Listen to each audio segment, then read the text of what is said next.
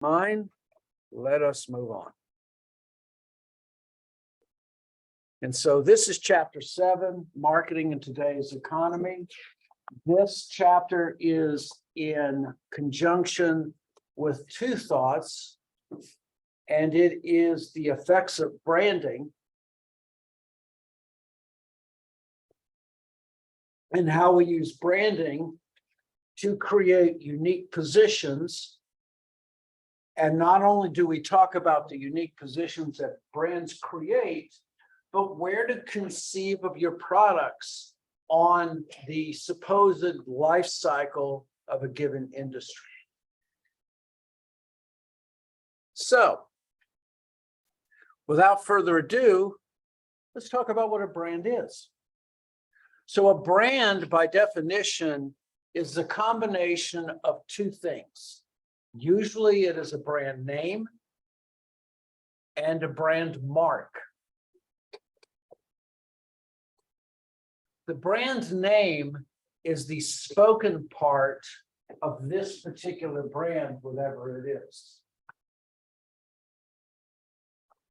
Usually the brand names also have some kind of significance. Anybody know what the word Nike means? It's a Greek god. It's, yes, but it's also something else. It was something that was said. It's a legend. After the first marathon was done, he said Nike when he reached, can't remember where he was running to. Athens. No, Athens to Marathon. Okay, so the legend states that in the fight between the Greeks and not the Hittites, the other, anyway, in a great battle in which the Greeks won, a runner ran 26 miles, 385 yards from Athens to Marathon. The runner came to the square and said Nike, which means victory, and collapsed dead. That's where the word Nike comes from. Usually the brands in and of themselves encapsulate the soul of those particular corporations. IBM, International Business Machines. Apple, which is kind of interesting because it grew into a meaning, all right? Anybody know where the name Macintosh came from? No, the tap out. Yes, it was Steve Jobs' favorite apple. Okay, so once again, life recreates itself. So Macintosh became Steve Jobs' favorite apple. So brand names, the spoken part, and usually there's some value in it. And then the brand mark, which is a symbol that cannot be spoken, but just by merely seeing it, we identify exactly what that brand is. Both of those come together and they form the whole concept of what a brand is. Effective brands are question answerers. And so usually a brand should encapsulate the total offering or the ideal of what that particular company is. It answers questions in consumers' minds. And I think one of those things, if I say Walmart, we're not talking about fun, but we're talking about to find darn near anything. And that's one of its advantages. Amazon is so unique. Amazon is created from the concept that you can have, this has always been spelled out in papers before, that you can have what's called the endless shelf space. So you have parts that are 1,000 yards wide and 1 inch deep.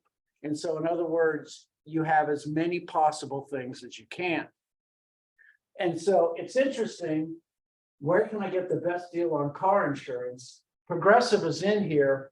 The fascinating thing about Progressive is, does anybody know who owns Progressive? No. Close, though, is a good idea. Allstate. Allstate owns Progressive.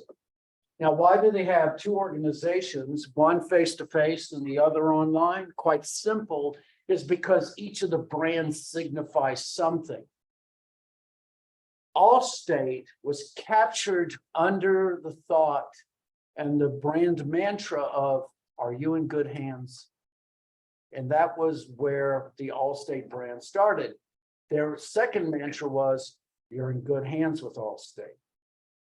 The symbolism of being in good hands also meant that that insurance agent was there with you face to face over the lifetime. It's interesting, if any of you ever get into insurance sales take nearly a decade for you to get to, but once you get to that decade side, in essence, you're home free. Did any of you, when you first started to drive, got the same insurance as your parents? Yeah, we all did, okay? Because it's quite simple, because your parents can call up and say, hey, put Tom on it, and they say, no problem. And the minute they hang up the phone, they're immediately covered. That's the way it was done, all right? So effective branding, in essence, answers questions.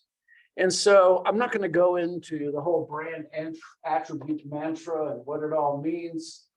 It's kind of, kind of cool. This is actually, I've edited Kotler Keller myself, and this comes right out of their book. And I find it interesting that OC's using it. But basically, all of those attributes are the soul and the heart of it. And you don't have to worry about that for your test, which is the big question you're probably asking. So, what are some of the strategic issues in branding beyond just simply its brand? Now, it's important to understand that brands can be with individual services and products or the offerings for the consumers, but we also have to understand that there's a concept known as corporate branding.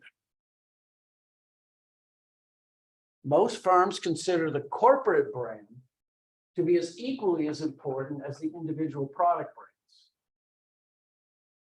And you can't signify one without the other. It has been a decade or even more since IBM officially advertised an individual product. IBM is one of the great success stories of all time, one of the quietest. I don't know if you knew at one time, but IBM, well, let's see. For almost 50 years, IBM was the #1 seller of software in the world, all right? You tend to think of IBM as the machines, which they are, but the software, of course, goes along with it. Oracle is #1. Let's see if I can remember. Of course, now Google is up there as well. But IBM strategically decided that they were going to move away from products as being their sole breadwinners and make the whole corporation an umbrella. So in 2001, they stopped selling PCs, which is an incredible thing when you think about they dominated the industry for 30 years. In 2007, they got out of the laptop business entirely and sold that over directly to the company that had been making them, which was Lenovo. And in essence, now Lenovo, if you're looking for an IBM, you would buy the Lenovo laptop, and you've got, in essence, the descendant of that. But IBM got out of that business entirely. They went to a pure vertical market. And so now IBM, or in essence, the corporate brand is all right? Usually the branding starts with individual products, but it also applies to everything. And so Target is a well-known brand, but Target isn't a product. Walmart is a well-known brand, but Walmart isn't a top product. It represents a service, and that is its value that it brings. Walmart's representation is clearly the best distribution system in the world, bar none. Amazon has very much the same thought. And now Amazon has started doing more than that. And what they have started to do is do their own private brands. And we'll talk about this as well. So why do we have brands? Well, the first thing that we do have is that we identify and aware of that particular product. It is kind of the mantra that kind of gets us in there. It shows that that particular brand addresses a distinct need. It's easier for us to be able to evaluate two brands against each other. And so it encourages comparisons, all right? It makes it easier for us to shop because we identify those brands with a certain type of association. And it's the association that we desire. It reduces risk because we have confidence in a particular brand. And along with risk, there is acceptance. We're more easily able to accept new products when they come out. One of the amazing things for me always is the line of well, not now, but the line that would form outside of AT&T and Sprint and all the others when the new iPhones would come out, and yet nobody had even tested them or used them. It's just the confidence that the brand had, that Apple was building, and it just made you feel like you were going to be able to have something that was very satisfying. And then the last is product loyalty. There's the desire to be known of and to be seen with that particular object. So I taught in South Korea for 7 weeks in 2011, 2012. And I was talking to one of the young people there, and generally teenage girls between the ages of 13 to 17 love to be seen with a Starbucks cup. In other words, drinking from Starbucks. It enhanced their image to their friends. So much so that they would collect their money together, go to Starbucks, buy a Starbucks, and then after they would finish, they would wash that cup out and they would use that cup again and again and again because they wanted to be seen with their friends. And their friends gathered together and they all had the same cup. And it was kind of a badge. It was a way of acceptance, all right? It's not an unusual thing. And so this is an example. We want to identify ourselves with the brand. I mean, it's no secret that the Apple logo is made sure that it's right side up when you flip it over. All right, think about it. You're looking at it and it's upside down when you look at it, but when you flip it over, everybody knows an apple. All right, there's a reason, folks. So, specific branding decisions. If I am a merchant, I have a couple of choices on how to stock my shelves. Now, one of the things when I do channels classes, channels of distribution, there's one decision that's always out there, which is called make or buy. And so the question is always, do I actually make my own products or do I buy them from someone else? The position that you always start with is the buy position, always. Okay, this is, you don't have to worry about this for test stuff, but basically what you do is that the goods themselves are not your strategic advantage, all right? Your strategic advantages are on other things like service, availability, communication. Those are the things that you have in essence because the products can be rapidly commoditized.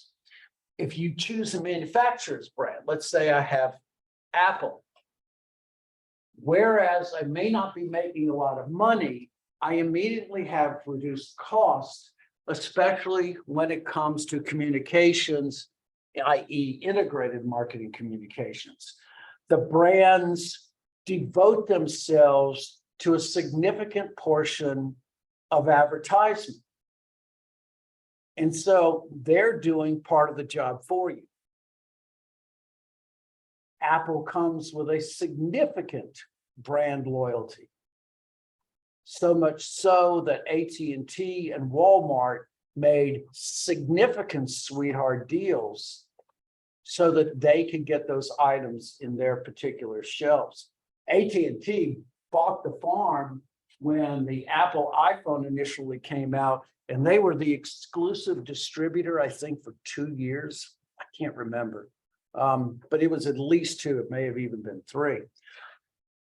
Walmart desperately wanted Apple in Walmart. The thought that Walmart would be desperate for anything is kind of unusual. Apple was reluctant because if you put yourself in Walmart, it means in essence, you're having to also associate yourself with the brand Walmart. And we only have to go online and look at Walmart pictures after 9 p.m. at night, and it makes you worry to be associated in that way. So what they did was they did a strategic two types of products that they would sell.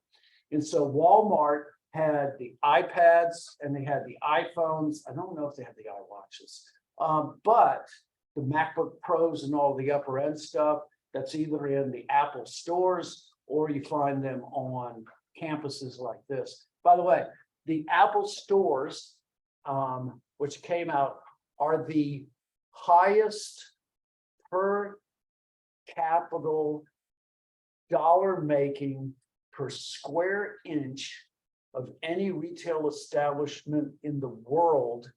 And that includes diamond merchants. All right. Just to give you an idea of the money that Apple is rolling through their stores. Okay. And of course, Microsoft, who knows a good idea when they steal one, they did the same thing. They ain't making as much. Okay. So the first is the manufacturer's brand. You have a great image, lower inventory, and you have less risk because you have an established name. Private label brands are those brands that are branded by the merchants themselves and come under the also the concept of a store brand. The greatest example or the greatest advantage of store brands is quite simply it's a higher profit. So one of the amazing things about supermarkets, and yes, I'm amazed by supermarkets because I'm pretty dull, is the amount of margin that a supermarket makes on a private label brand versus a manufactured brand. So if we're looking at Del Monte or any of the canned peas or anything like that, the average margin is about 2% on those goods that are being sold. And so in an average store that sells $1 million in a day, if it were all just manufacturers' brands, they'd make about 20 grand. It just gives you an idea of how little the margins are. Whereas a private label brand, they can make anywhere from 35 to 50%. Private label brands generally work when the products are considered generic in their particular categories. A can of Del Monte peas is going to be very similar to a Sam's Choice can of peas. As a matter of fact, many times if you look on the cans, it might actually say canned by Del Monte. You know, they just slap on a different label. There's less competition. You tend to be more exclusive in a way. You have more control over the selling of it. And then, of course, if there's loyalty to the merchant itself, then that translates into loyalty to the product line as well. Amazon has started to do their own private label brands, which is very interesting to me. They've moved into this once again. They took the idea from Walmart or from the others, and they've decided it's a good idea, and they continue to do it.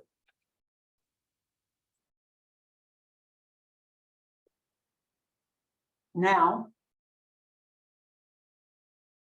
branding also has other facets as well on whether you want to be in a family of brands and be recognized as such, or whether you wish to stand alone as a product. And so individual branding means that each brand stands on its own without a corporate brand in which to encapsulate everything.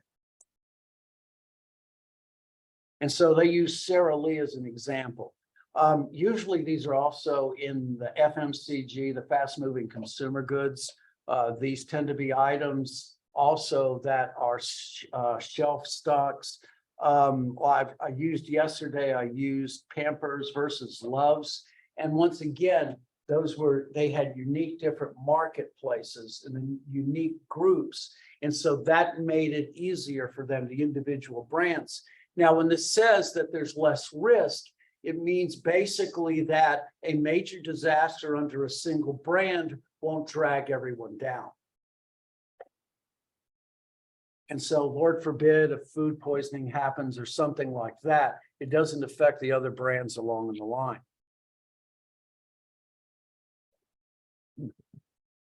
That has 77 carbs in it.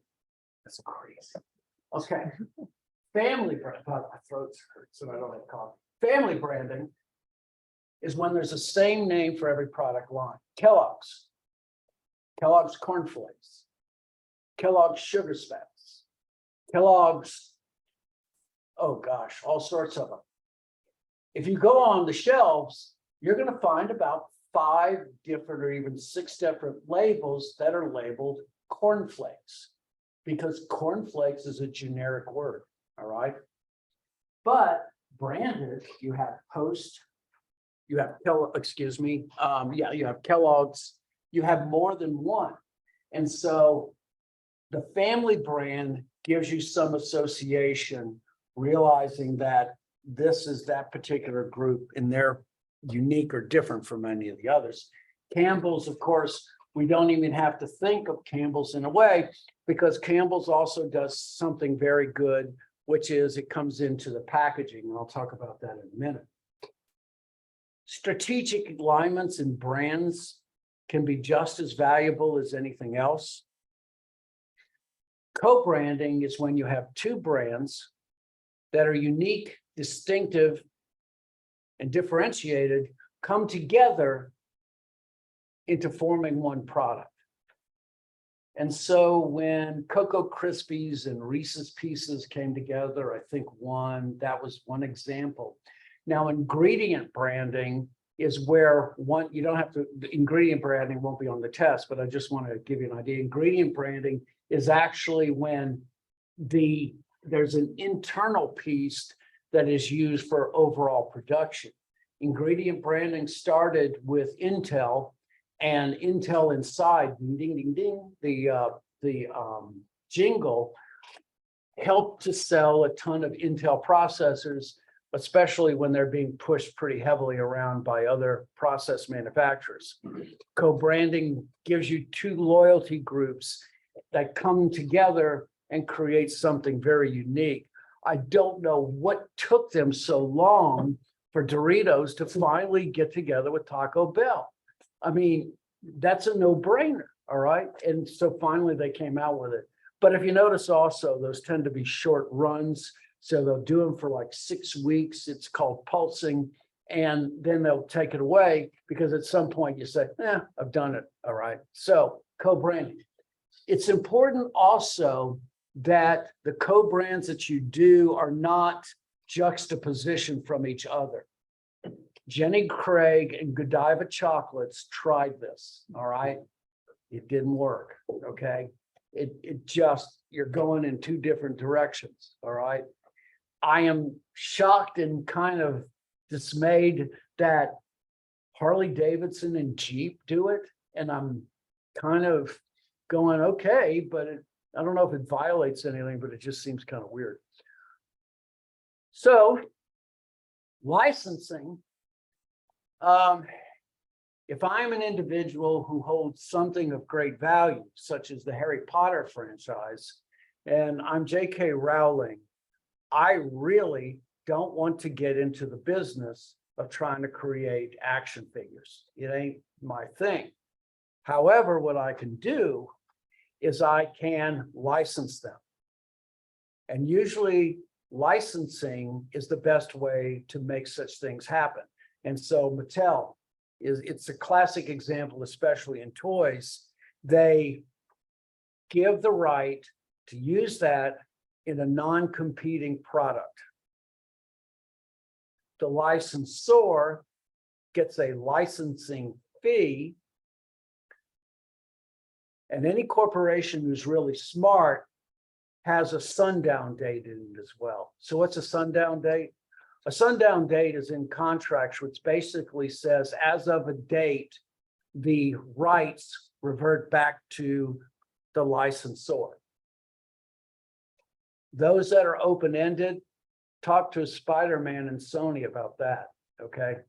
They're in a kind of a deadly embrace and they can't get out from under their own feet. However, Spider-Man did great with the multi-universe, so, You know, they may be crazy, but they're crazy like a fox, okay?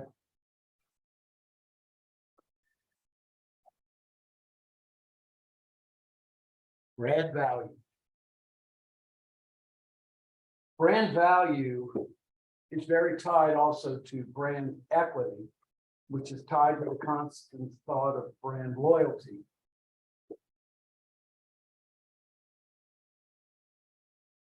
Brand loyalty, loyalty in general is thought about the positive attitude towards a brand. This whole sentence, boys, and excuse me, is important, all right?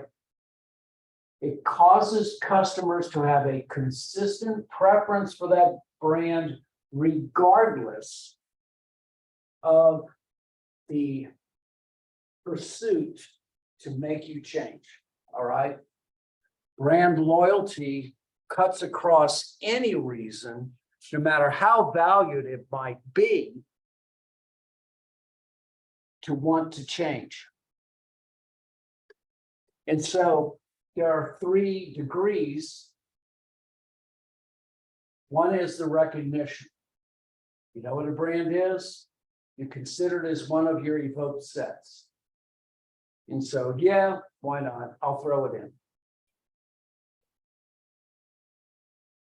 Brand preference is a customer prefers one brand and will usually purchase this if it is available. The best way to look at brand insistence is, I like this last here, I will accept no substitute. There is no substitute for this particular item. You will go out of your way. You are willing to give up possession utility. You'll take whatever time it takes.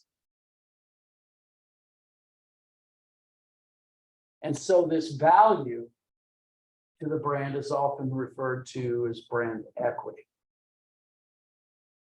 Brand equity could basically also be summed up with is the consideration of what this thing costs above the total cost of it in terms of a unit of production and the labor it takes to put it together. So if I were to be looking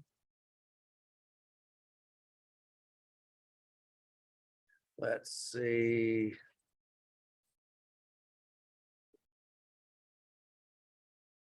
Usually they change this like every 5 to 6 months. So these are right now what are considered the best global brands. Let's see, do I have the list? Yeah, there we go. Okay. So these are the top 20 right now. And these are their total brand equity. And how do you define brand equity? Okay. Brand equity is basically if I were going to sell the brand, the name and the symbol without selling any assets at all whatsoever, this is its value. So think of that. $500 billion in value just in selling the name and the mark. It's kind of crazy, isn't it? So Apple's there, Microsoft, Amazon, Google, Samsung, Toyota, Coke, Mercedes, Disney, Nike, McDonald's, Tesla, BMW, Louis Vuitton, Cisco. Cisco has been one of those things. Now, I'm always fascinated because IBM is in there. IBM does no advertising that I know of in a long time, and yet there it sits, number 18, still valued, always. And so that's the basic list. Usually they go to like 100. Yeah, so that's the top 100 global brands. And all of these are names that I'm sure you're all familiar with. So just kind of interesting. Yeah. So brand equity. And then, of course, brand associations, which I talked about with the young ladies in South Korea. It's the brand image and the attributes, the benefits that give the brand a certain personality. So there was an individual, a brilliant marketer by the name of Jennifer Acker.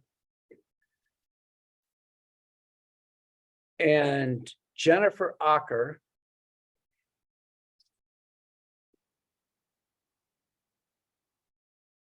came up with a concept known as brand personalities.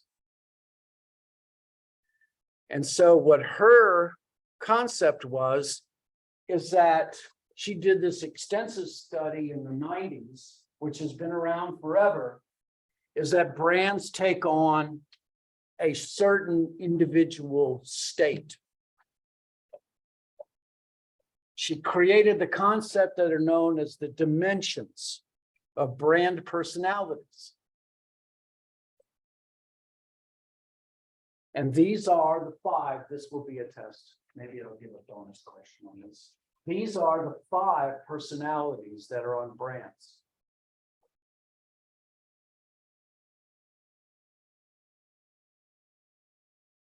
The first is sincerity, down to earth, trustful, cheerful,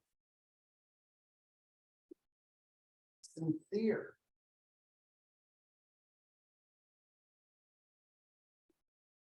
Sincerity helps very much when it comes to selling to families.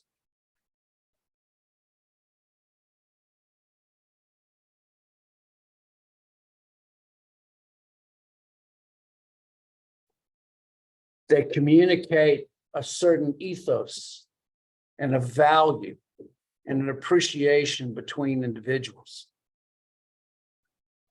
So they use Patagonia. Excitement. This is imaginative, up to date, inspiring, edgy, spirited. And so they use the example Red Bull here. Of course, to make sure that that brand image sticks, Red Bull supports things that are exciting. And so it's not a surprise that Formula One teams are branded with Red Bull, because Red Bull wants to continue that image.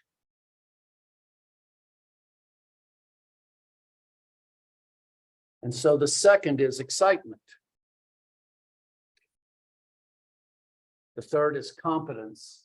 And let me also say this is, it's not unusual for brands to have more than one personality, because I'm sure you can think of many brands that cross over. Reliable, responsible, efficient, intelligent. And yeah, absolutely, Apple is in this list. But I would also put style in there as well. Competence also means confidence in your innovations. And once again, this is where Apple shines.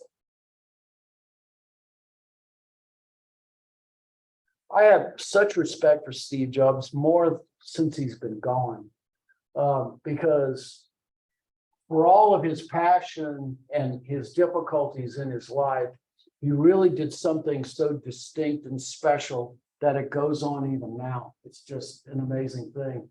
The tragic thing, of course, is that he didn't have to go like he did. He had confidence that he could come up with his own solutions when he should have listened to someone else. Sophistication, and I can certainly think of Apple in this as well. Upper class, charming, pretentious, glamorous, romantic. And I think if you think of every prestige brand, from Louis Vuitton to Rolex, I think all of these there. I can think of other things like some watches that cross from competence to sophistication as well. The Swatch Corporation is one of those. that had this classic list of different kinds of watches that they would have. And their signature was the Omega watch. And the Omega watch at one time tried to fight against Rolex, but quite simply, their brand image, their brand personality didn't speak to that. Their brand personality was to the brilliant, young, independent professional. All right. And Rolex is really not quite there. And so they started appealing to a younger, more upscale, highly intelligent group. And that's what helped them. And the last is ruggedness. Outdoorsy. Western, masculine, tough. These generally are associated with colors of green and brown. You think of earth tones.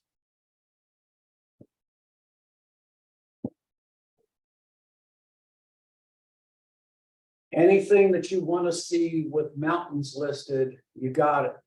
I mean, Jeep, Harley Davidson, the people that generally they tend to be who symbolize those are symbolized in doing things. Blue jeans, all right?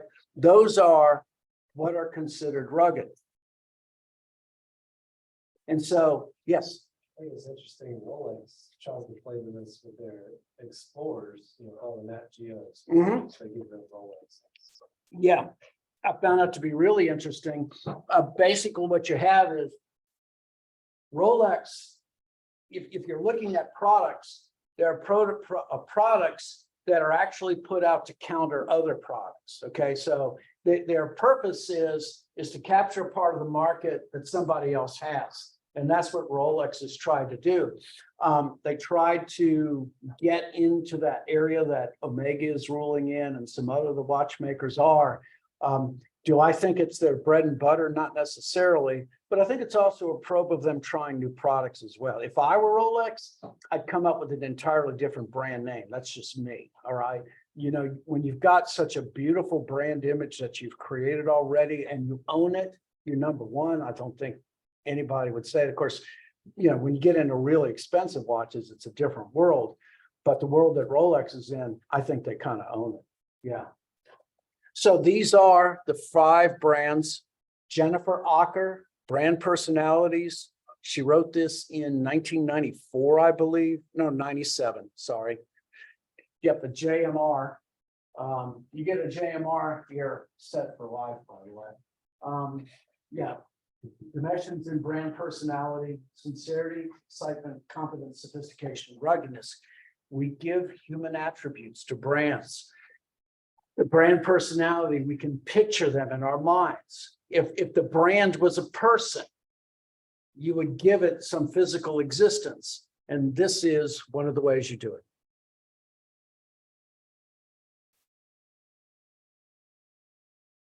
And so brand associations and brand personalities. So these are the list of the most valuable brands. I showed you some of that. The groups, by the way, all of these brands have something other extremely important for them, and that's a trademark. All right. So what is a trademark? A trademark is your brand name and brand symbol protected by law.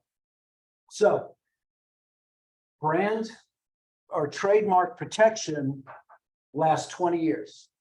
The lawyers are humongously jealous about that.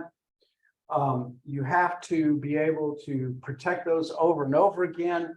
Otherwise, what can happen, especially, is that your name can become generic in use. Kleenex became a generic word, even though it is a brand. Xerox, to Xerox a copy, used to be thought of as just as another way of that. You've got to be very careful about protecting your trademarks, and every 20 years you have to be able to renew them. Mickey Mouse in 2026, I think it is, will no longer be protected by trademark laws. which means that in 2026, you're going to see many more unique things come out that have when one connection or another with Disney. It's going to be, I can see in the next 25 years, trademarks and ideas and symbols that have been protected for a long time, all of a sudden, there's going to be a unique growth of them. I think it's, 100 years, my gosh, the people who originally created them, to the children and the grandchildren and the great-grandchildren, do they even understand the essence of what it takes to create those things? I don't know. But I think 100 years is pretty good, because if you think about it, the people making money off of those things, in many ways, forgive me, they're cash cows. All right. And so basically what you're doing is you're just, out there trying to print money at some point. So, just my two thoughts. Packaging and labeling are very valued, and realize this is that the package themselves are advertisements. You can't think of integrated marketing communications and not think of the package at the same time. Packages have many uses. They protect the goods, they store them, they help to make them convenient for use. I have no idea why in the 21st century, cereal is contained in wax paper that will rip up into a million pieces when you try to open it without a scissors. I just don't get it, all right? But it is. So some of the things that they help to do, they help to modify your product and reposition it. It helps, and especially now the packages need to be recyclable. It is in essence one of the things that identifies your particular product as something new. It is no secret why Victoria's Secret, the bags as they're coming out the store are built like they are. They are advertisements. And so you want to make sure they show it off, and especially use bold colors to be able to do it. And so packaging and labeling also are ways for us to more easily be able to find those brands.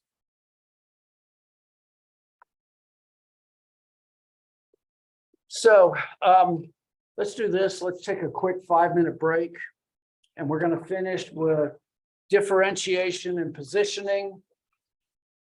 And we'll talk about positioning strategies, and then we'll talk about the product life cycle and its value and how it's used. So I'll be right back.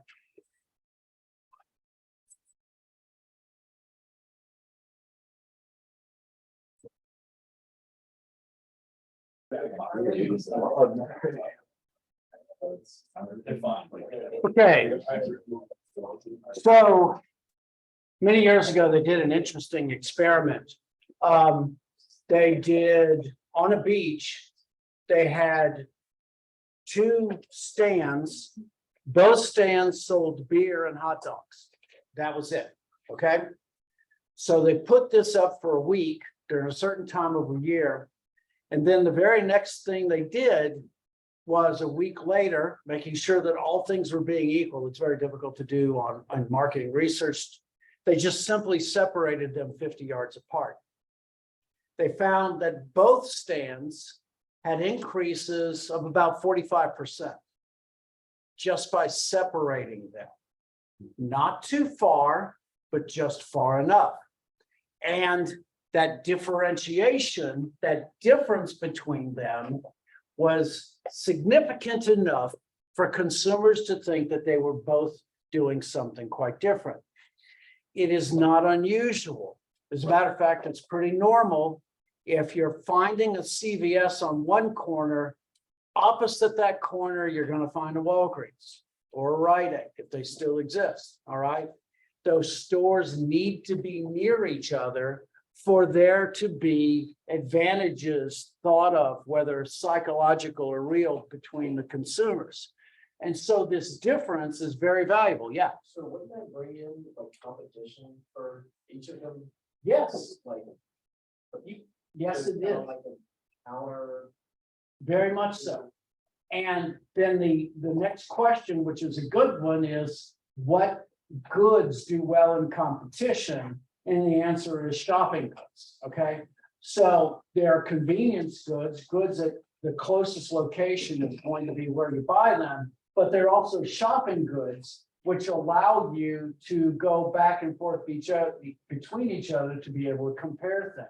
It's not a surprise and not a reason, well, besides the enormous costs, of course, but why automobile dealerships are so close to each other. It's the very same thing. When one dealership moves, it's not going to shock anyone that multiple dealerships are going to be found around them.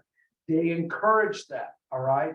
So this uniqueness, this difference, even though we're in essence trying to market the same product, is enough for us to consider them to be separate in our minds.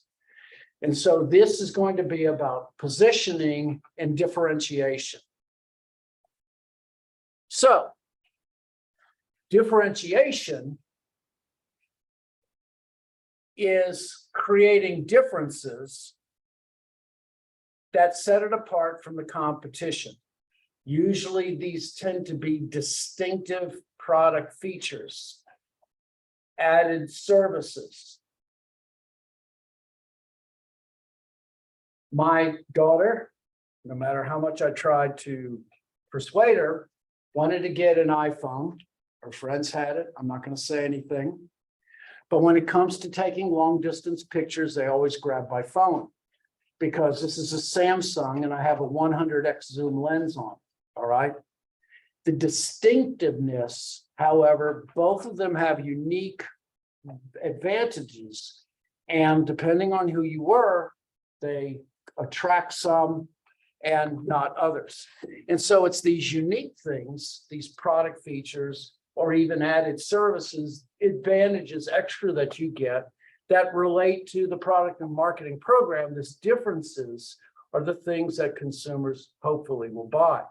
Positioning is creating a mental image in the offering itself that sets it apart from its competitors, all right? Positioning is creating a unique place in the consumer's mind relative to the competition. The competition is ultimately how we determine the position. Positioning is usually real or perceived benefits by the consumer's perceptions. And so Trader Joe's, Whole Foods, those are examples of two, particular stores that sell many times similar things, but have unique positions in the consumer's mind. Tesla, Nike, Apple, all of those. Tesla is an extremely unique position, especially now if we look ourselves in the product life cycle, and now we're reaching the growth stage, or maybe even we haven't even reached the peak of the S curve yet, who knows? But now Teslas, if you think about it, consumers are now on their second or third Tesla at this point. And so positioning makes us unique and different relative to the competition. So there's a very wordy thing. So this is how you create a positive position. It pretty much is just about anything else that you can think of, is you think about the needs and wants of the target market. You evaluate your differences and your position with your competitors. You see what you're good, you see what you're bad, and you see which ones mess things up, create confusions, force the consumer to make decisions. Which one is better? Because in forcing the decisions, the consumers ultimately make choices.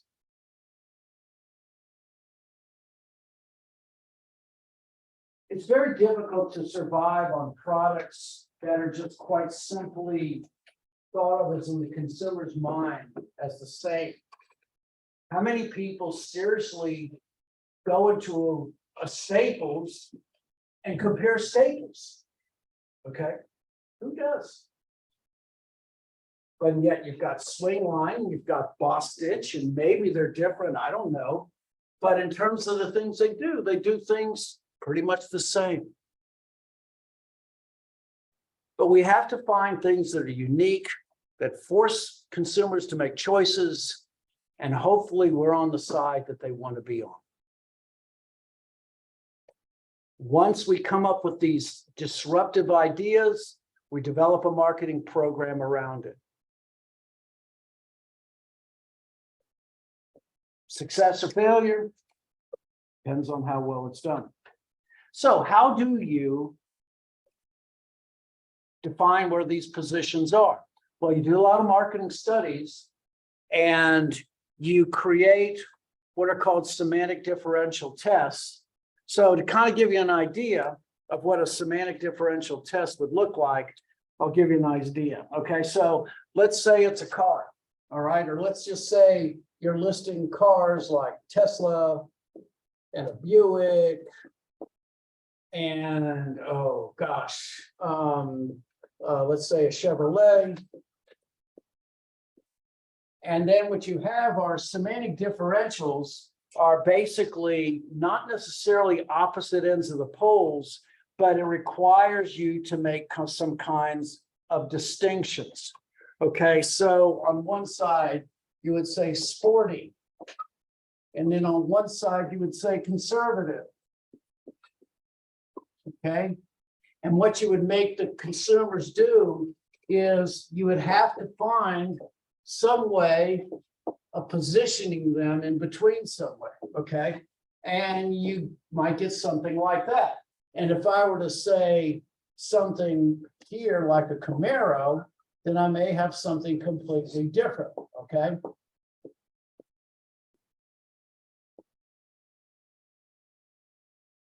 And you'd run a lot of these surveys and you would collect the data and they would usually be with opposite poles. And then you create finally what's called a perceptual map. And the perceptual map usually represents consumer perceptions and preferences in a spatial visual display. This is what you show to the CEOs because pictures are good, okay? Now,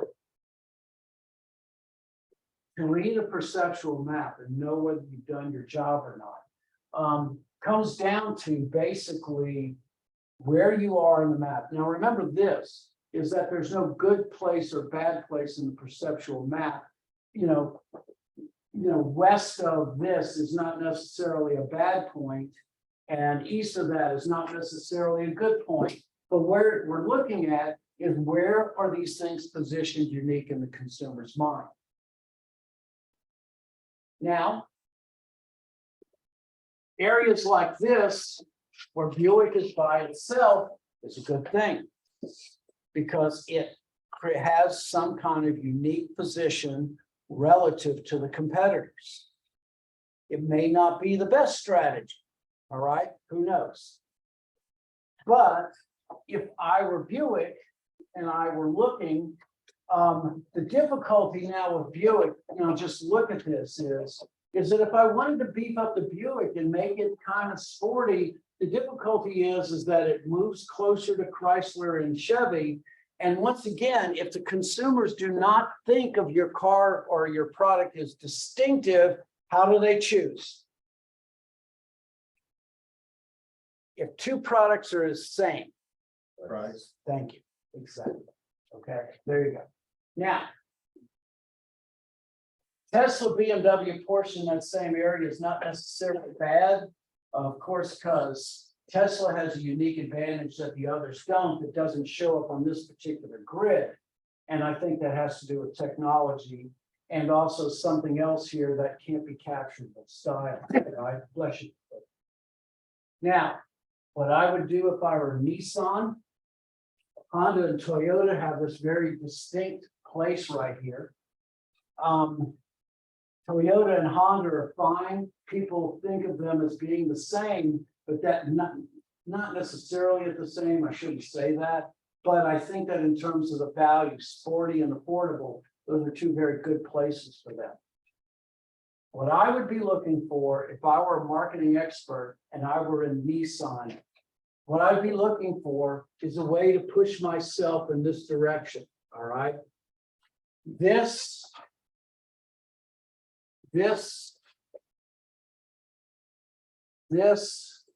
or this, in marketing parlance, we call those the sweet spot.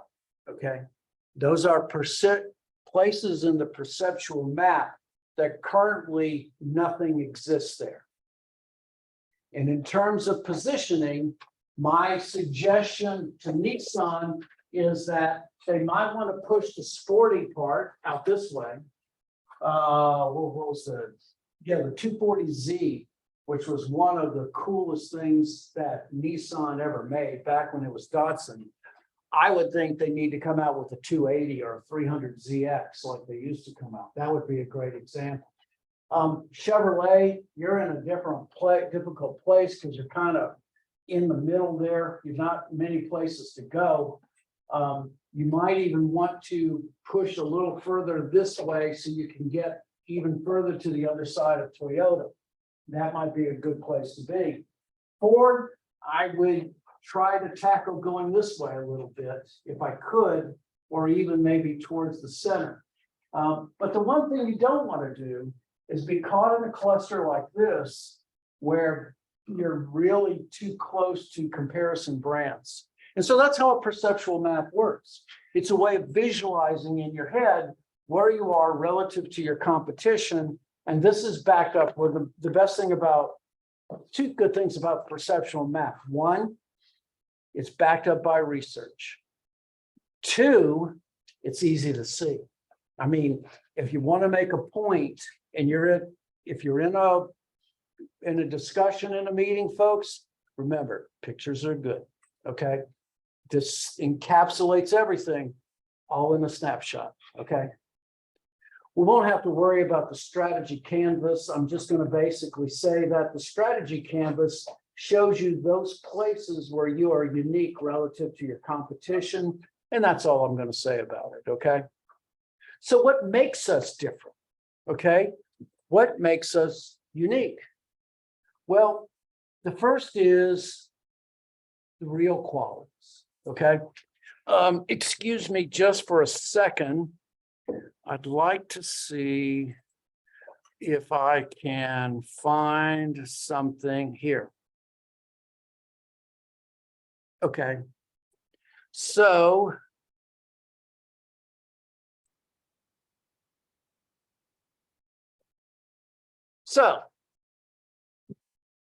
these are unique vehicles. Okay. These are all encapsulated under the concept of design. So you have good design and bad design. There's a feature that kind of groups these together. I'm not sure if any of you recognize the vehicles. Would you want to guess how these are grouped together? As far as good versus bad? There's something that actually groups the good and the bad together.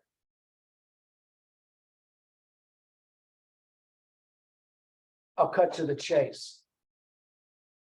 Both of these were made by Ford. Both of these were made by Pontiac. Same corporation, making bad stuff and good stuff. All right. How do we encapsulate design and style? It's a very esoteric thing. All right. And both of these design, this is the Edsel, by the way. It was named after Ford's grandson, Henry Ford's grandson. All right. Came out in 1959, bombed beyond belief. Okay. And nearly nearly did away with Ford as a corporation. If anybody watches Ford versus Ferrari, Shelby saved Ford's rear end, okay? That's a Ford. This is the Mustang, all right? The Mustang that was created in 1964, 5 years after this, had two of the people who were on the same design team that created the Edsel. And yet they came out with a design that is universal and goes on and ever and ever and ever. It's timeless. This is the Pontiac GTO. It was one of the first great pony cars, as we used to call them. They were also called muscle cars. Just a beautiful vehicle. I can't even express it. And this is the Aztec. Does anybody watch Breaking Bad? Okay, then you recognize it, okay? Well, guess what? This killed Pontiac as a corporation. That one car. And it wasn't a bad car. I mean, it was really kind of a functional vehicle. It did what it was supposed to do. But it killed them. And so these unique things, okay, the real things can either help you swim or make you sink, okay? So just wanted to show you that.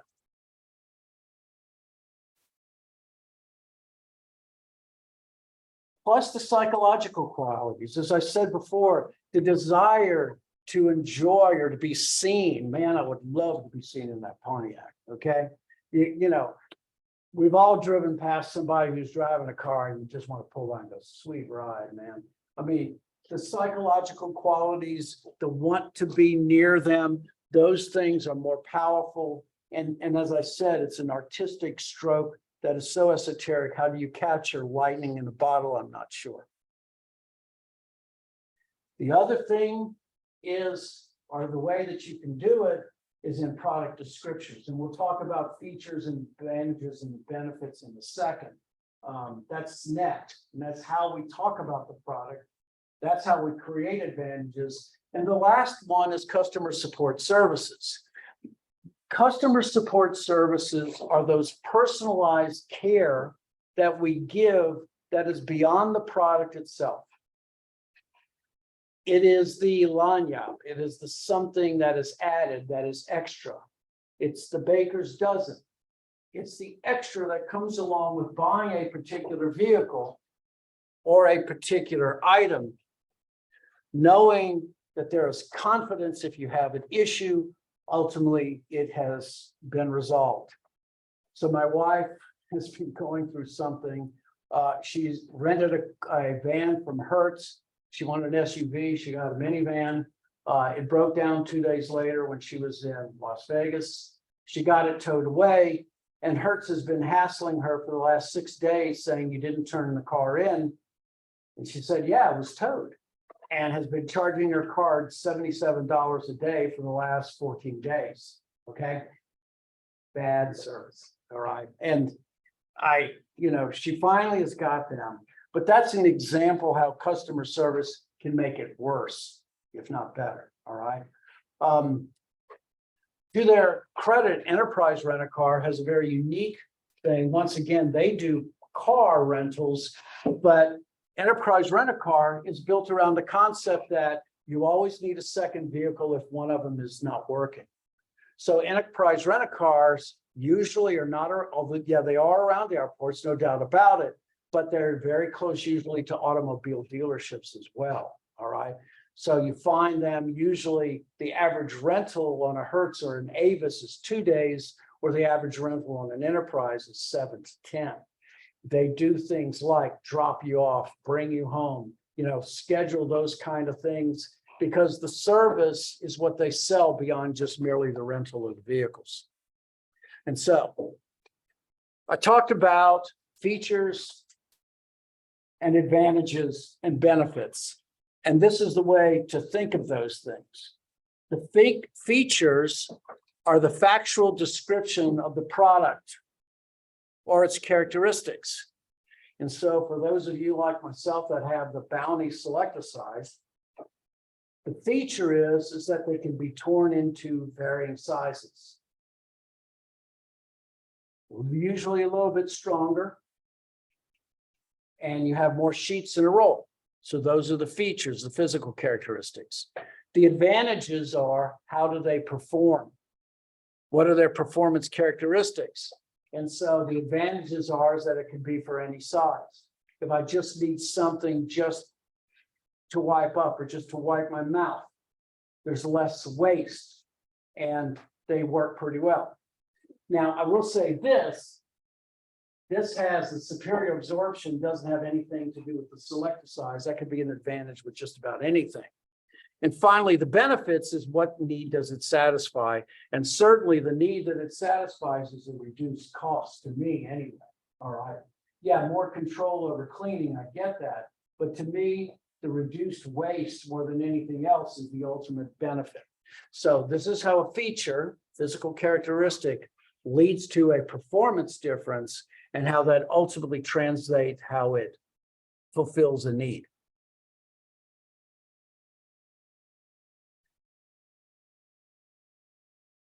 And so we come to those advantages and characteristics. How do we position it?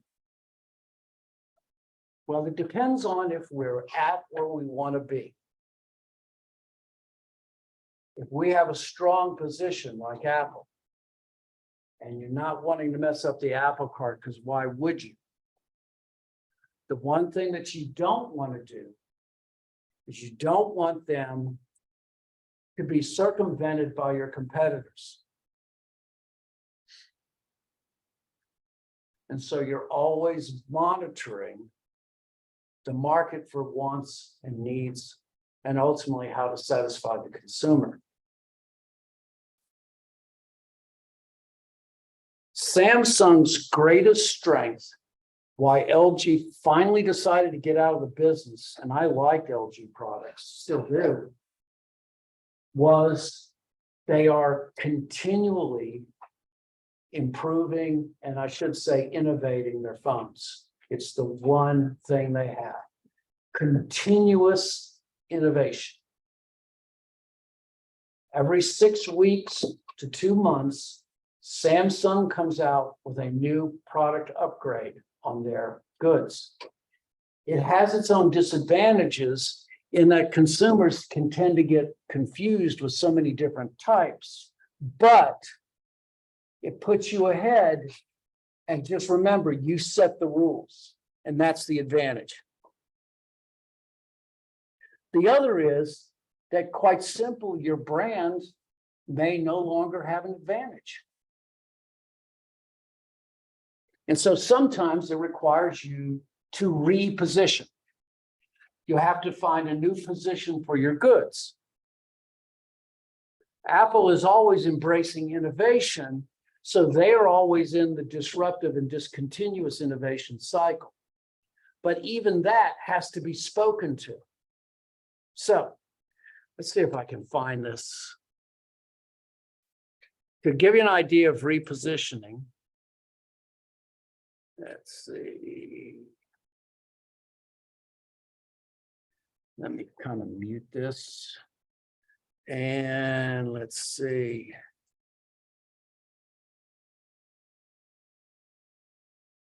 So.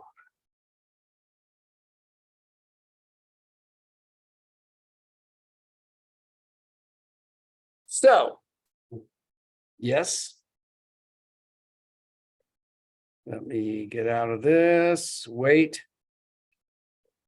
So, many moons ago, Mountain Dew, by the way, I didn't even think about this when I grabbed it. Mountain Dew, when it came out, one of the things that makes Mountain Dew drinkable, all right, is it has half of the carbonation and twice the sugar of most standard soft drinks, okay? It was developed in Tennessee, all right? Interestingly enough, Coke, RC Cola, Cheerwine, Mountain Dew, all of the major soft drinks in the United States are Barq's root beer are all developed in the South. Don't ask me why, okay? So Mountain Dew, initially when it came out, had this as their starting commercial. And I actually remember it too. So let's see if I can do this right.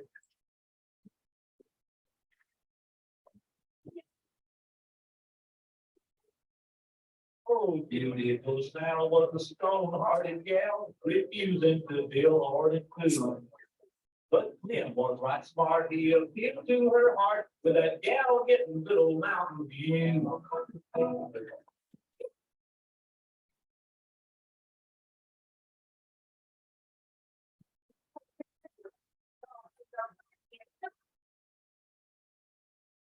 The Catholic Church issue, cut lukewarm brother who came, the hopeless Billy finally took the cue. Now he shoots off the cuff, it's more than enough, after nipping at that good old Mountain View. During that shooting, there's a body in every bottle of our delicious soft drink, Mountain Dew. Ow. So, yeah, that was their plan. Mountain Dew, by the way, anyone who doesn't know, Mountain Dew is slang for Tennessee tranquilizer, all right? Right, moonshine. That's what Mountain Dew means, okay? And that's where it got its name. So the interesting thing about Mountain Dew is it won all these taste tests, but Pepsi bought them and tried to figure out what to do with them. And so, they kind of wanted to keep the edgy part of what it is, but my God, get rid of this. So they came up with a series of repositionings. And so like Red Bull, who sponsored Formula One, they started sponsoring skateboarders and X-gamers and those kind of things. And then they finally brought in, let's see if I can find it.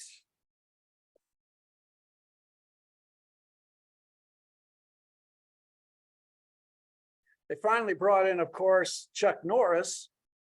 And Chuck Norris This is my comeback. helped them, Start yours at purdueglobal.edu. came up with these commercials. We're up to 1 million hits.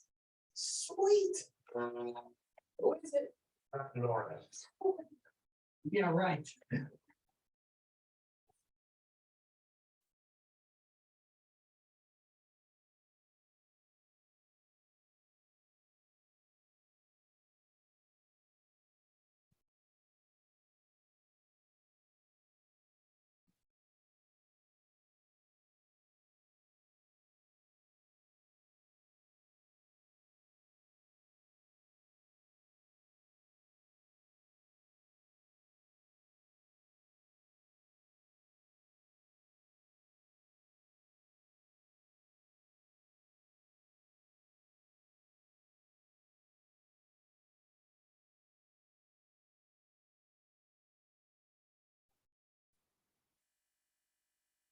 Okay, so you get the idea. That was an example of how to reposition, all right? You create a new unique place relative into the consumer's mind, and you, in essence, reinvent yourself, all right? And Mountain Dew has done it. They're still like in the top 4, and they've never moved since they made the change. Thank God. And the rest is history, as they say. So, strengthening your positioning or finding a new position. So the last is, how do you manage brands over time? So one of the interesting articles that had been published in 1981 is the concept of, can we possibly manage what's known as the product life cycle? So the product life cycle is not a new idea. Product life cycle has been around for a long time, but this seminal article by George Day said that it is possible, given our ability to monitor whether or not the life cycle is actually useful, okay? So a couple of the things or the questions that he said is there a way to define the product market relative to the life cycle? Can we extend the life cycle? Or how do we forecast the cycle? And what are the key parameters? Those are the things that this particular article hopefully answered. And once again, this was a very interesting article because this was a think piece as well. This is not one that he did research on, but what he basically just thought up, all right? And so he thought of places that, in essence, heuristics where perhaps the life cycle doesn't really necessarily exist. One of them he considered, which was the timeless consumer product. Tide has been around forever. It's gone through revisions and different permutations. It's become a liquid detergent as well. But these are, in essence, products that seem to don't have any life cycle at all. Sometimes technology will come in and create differences. Technology, of course, now is a major driver for that. And then sometimes things kind of unfold themselves all at the same time. And so the difference, or the thing that they talked about, if you want to consider that, is the Tylenol scandal and all the difficulties and how the packaging changed fundamentally from that given point. So this article, if you'd like to read it, I might have it as a bonus question, I'm not sure. But what it does do is it gives you an excellent kind of discussion about how things start out, its transition into rapid growth, its evolution into maturity, and the onset of decline. And some of the other things that they talk about is, how do things grow? Do they grow in a linear fashion? Does it have the classic S curve? Now, there's been a lot of studies also to say, does the product life cycle exist? And the answer to that is that they've looked at multiple technologies to see if this is true. And the answer is sort of, kind of, all right? In other words, yes, but in other words, there are life cycles of products that do exist, but depending on antecedents or different mediating variables, sometimes the cycle is cut, it's truncated, sometimes it lasts forever. So why do we teach it? Because it's useful, all right? It does have use. Certainly in rapidly defining situations, especially with technology, is it always perfect? No, but it's useful, okay? So without further ado, let's look at what the product life cycle looks like. And here it is, okay? So whenever you see the product life cycle, it's always usually the same. Now, I will say this, the development stage was added on like in the last 10 years, I would say, because the development stage is just the recognition that there's always some kind of preset before you actually launch a given product. If you notice, on the x-axis is time, and this actually, if you want to look at it, is like minus time on that side. So usually they also paint that as 0. You're not going to worry about that, all right? The development stage, the introduction stage, the growth stage, the maturity, and the decline. Now, the question also is answered, is there always a decline stage, or do everything get phased out? And the answer is not necessarily.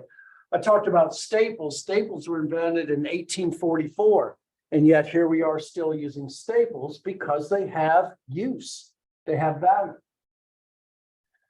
And so let's move and talk about each one of these one at a time. The development stage comes along. The development stage is when you are finalizing the design and the value that your particular product creates. There's no cash outflow. Usually in terms of advertising, you are advertising coming events or future events. Especially, there is always uncertainty when you're developing a new product. Like I'd said before, the iPad was 50-50. I mean, in terms of what the experts thought. They weren't necessarily believing that it was going to be successful. The iWatch, although it is functionally used now, if you want to compare it to where its potential sales were, it's actually Apple won't say this, but it's a disappointment. All right, they've sold pretty well. Did they sell as many as they thought? No, but it still sells. And this is also one of those things when you see corporations kind of subverting expectations. Usually it begins with some kind of concept, a use, or a benefit that the market sees. And there has always been this need in the computer world of having something smaller. And so you started to see laptops going through this phase where they were getting smaller and smaller and smaller.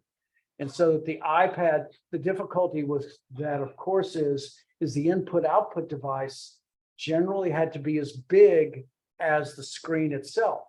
And in other words, a keyboard. Well, the iPad figured that out. They figured a way to do that. And the other thing that was pretty clever about the iPads and the tablets in general is that you knew that nearly 70 to 80% of what consumers were doing were just looking at things. And so it did have a functional use. Usually you want to list the products and its benefits. At this point, you're also looking at a complete product line. You usually start with one product, but you're always looking to the future.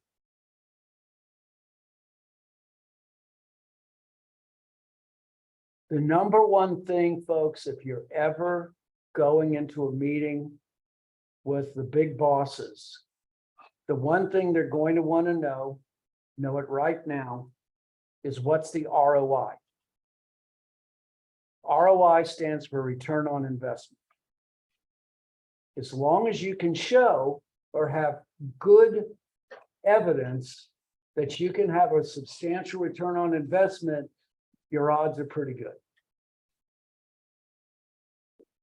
And so the development stage is the setting it up.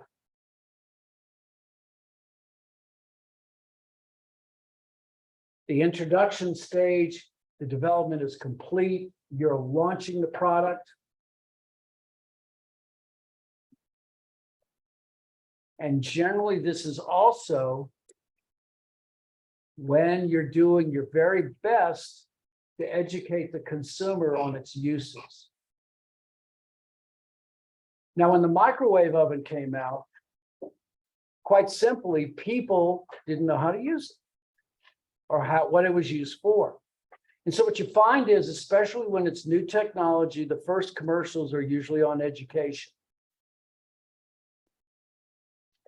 How you put it in, how do you use it, how many minutes, how long does it take, what should you expect? Those are the questions that you ask. The engaging in customer education becomes the number one thing, and the ability to get consumers to try. And this is where, if it's possible, you give out trial samples. You raise awareness. Remember that attention. Remember, you've got to get their attention first. You try to make sure that you have it in every reasonable possible channel. One of the difficulties when Steve Jobs launched his next computer, which was basically the forerunner to the forerunner to the iMacs when they started coming out, was Steve Jobs sold them only to universities. It made it very difficult. This is also when you set the objectives, but the other thing that's important also is you get to set the rules about what is accepted as a standard. And so when the iPad came out, the acceptable standard was that it was going to be a given size. It was supposed to be a given width. It would have a certain number of buttons. The expectation was you were going to be able to do certain things with it. And so the introduction phase, the first mover stage, those are the advantages that you have. It doesn't mean it's always the best. When the internet came out, I helped create an ISP, And there were about 4,500 people like me in the US that were coming together, but it wasn't until the big money came in, the second individuals came out, where they were basically able to muscle us out of the way. So the introduction phase comes in. The need is to get as many units sold as you possibly can.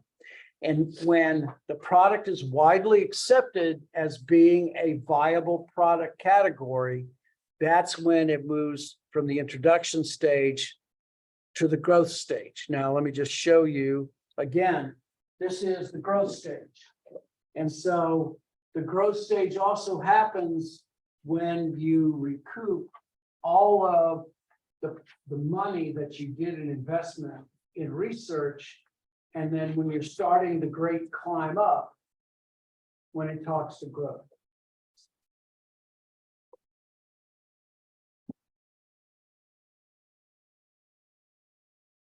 Sales are starting to climb rapidly usually. This is when you get this classic S curve. And at some point, they'll start to peak towards the end. The length of the growth stage varies enormously.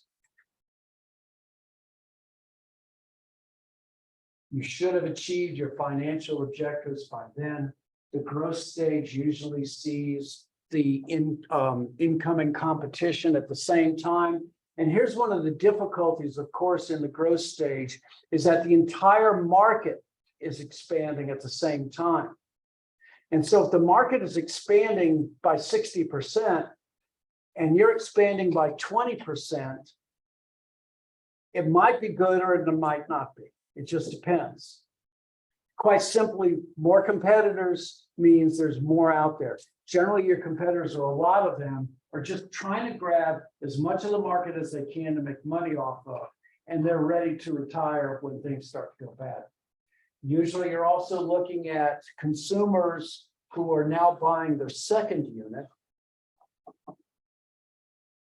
And so what happens is corporations go from aggressive to become a more defensive position. The advertising comes from education to be reminder advertising about you being out there and the value that you created. These can extend also as you bring out improvements. Usually they're planned. And so one of the unique things about the entire cell phone, or I should even say smartphone growth, although I think we have plateaued, is that the continuous advancement of features, better cameras, more storage, faster processors, better screens, unique things like the flip, not just the flip, but the folding phones. Those kind of things extend the life from the growth stage. And so if you have a continuing series of continuous innovations, the growth stage can keep going eventually to you get to the mature stage. So here are some of the things that you hope to do where you're growing. You want to be able to create and understand a unique differential advantage that you have. What makes your product desirable? You have a clear identity. Brand becomes as valuable or even more important than the product that you're selling, because hopefully your brand will start to be able to create other advantages, especially loyalty, because you're going to need loyalty, especially when the mature phase happens. You decide perhaps to go from selective distribution, maybe even to intensive, or you might go from exclusive to selective, because quite simply, the value has changed. And you're trying to find that ideal place between price and demand. And once again, your eye is always on your competitor. You'll also start to see that your standard product that you come out with, now they're starting to expand downward stretches and upward stretches. So you come out with an inexpensive version of your item, and then you come up with like a prestige or even better version. You expand the number of items that you sell so that you maintain those number or that market share that you have. So you shift from acquisition to retention. You try to stimulate those repeat purchases. You start building on brand loyalty from the product to the loyalty of the corporate brand. And pricing becomes more and more difficult.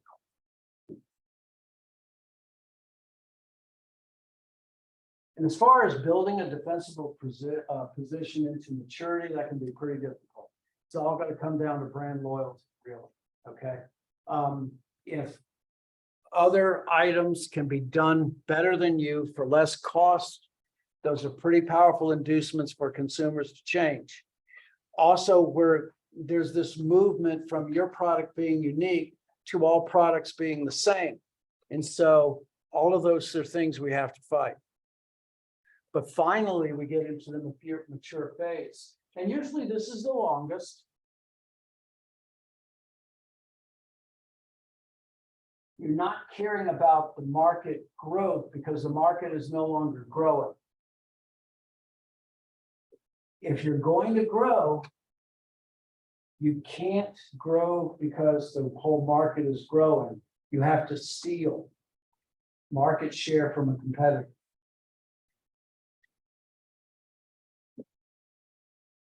Share per customer means that the total dollar amount that the customer spends on your products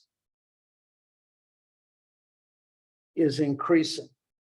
So if 10% of my computer purchases come from Samsung, what they would hope is 20 to 30 to 40%.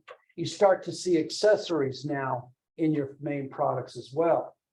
So accessorizing, if not valuable before, becomes valuable later. This is why Apple bought Beats, because they wanted to be able to grab or increase the share per customer.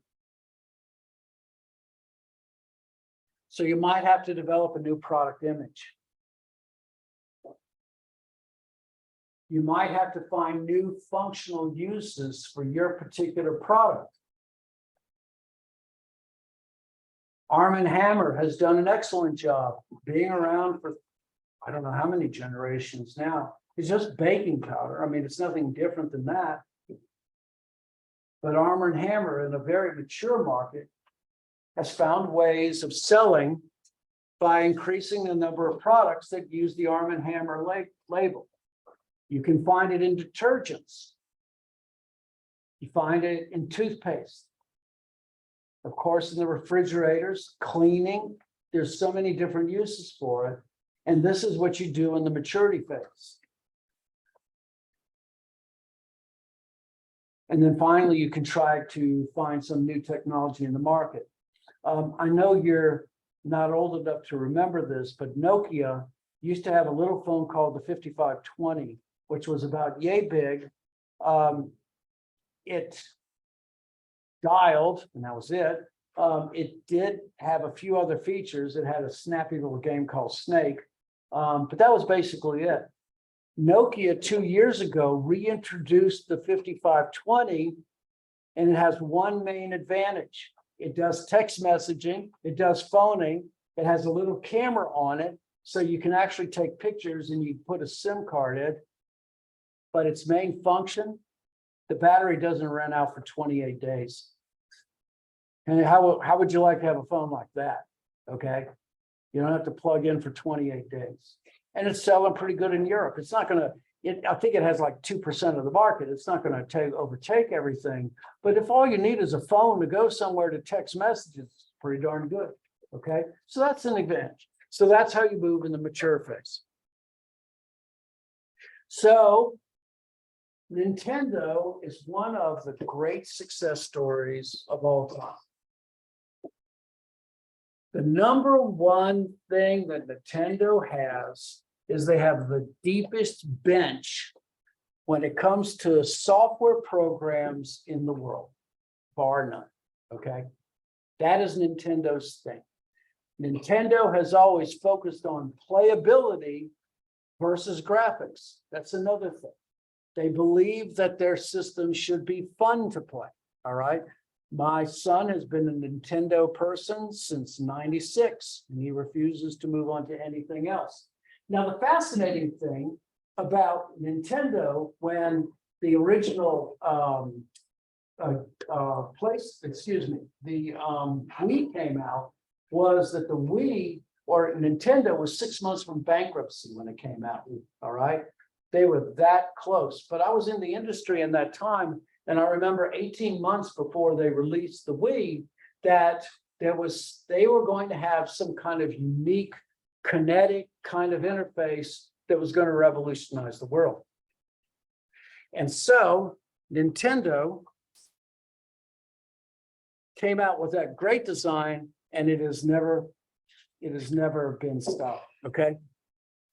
So the last thing is the decline stage, all right?